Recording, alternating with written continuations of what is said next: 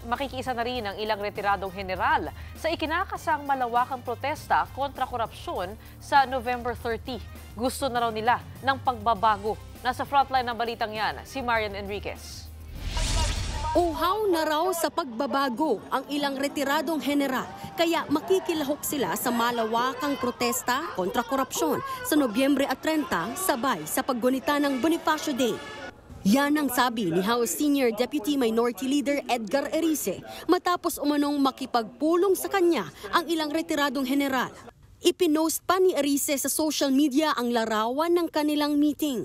General Senga, General Sarmiento, PNP, yung dating DICT. Eliseo Rio.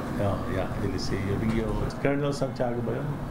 Pero ayon sa kongresista, hindi raw ipapanawagan ng mga general ang pagbibitiw ni Pangulong Bongbong Marcos. Ang nais lang daw nila ay reforma. Kabilang dito ang pagpapatibay sa Independent Commission for Infrastructure o ICI at ang pagbuwag sa mga political dynasty. Kawawa ang bayan kung ang ipapanawagan ay BBM resign. Kasi ang mangyayari niya, magkakagulo lang lalo.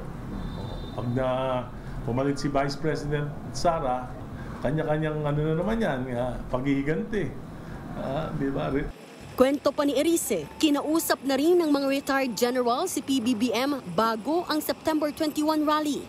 Sinusubukan pa ng News 5 na kunin ang panig ng AFP pero wala pa silang tugon. Pero dati nang sinabi ni AFP Chief of Staff Romeo Bronner Jr. na mananatili silang tapat sa konstitusyon. Katunayan, inamin din noon ni Bronner na may mga retired general na nag-uudyok sa kanilang magkudeta. Pero nanaig pa rin daw ang katapatan sa serbisyo ng mga sundalo. Kaya tiwala pa rin daw ang Pangulo sa AFP. Bilin niya parati sa akin is take care of the country. Make sure that the country is safe. Malaki po ang tiwala ng ating Pangulo, ng ating Secretary of National Defense na kayang-kaya po natin panatiliin ang kapayapaan. Sa gitna naman ng gumugulong na investigasyon sa pangungurakot sa flood control project funds, nanawagan ang ilang kongresista sa taong bayan na lumahok sa November 30 rally. Ang tunay na horror story sa ating bansa ngayon ay ang mga ghost projects at matinding korupsyon. Sa katunayan nga, punong-puno ng trick or treat ang gobyerno ngayon. INEP is real. Tandaan natin, kapag mas nagtatagal, mas pabor ito dun sa mga akusado.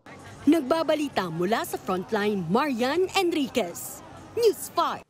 Mga kapatid, Mean Los Baños po, huwag magpahuli sa mga balita at impormasyong dapat ninyong malaman.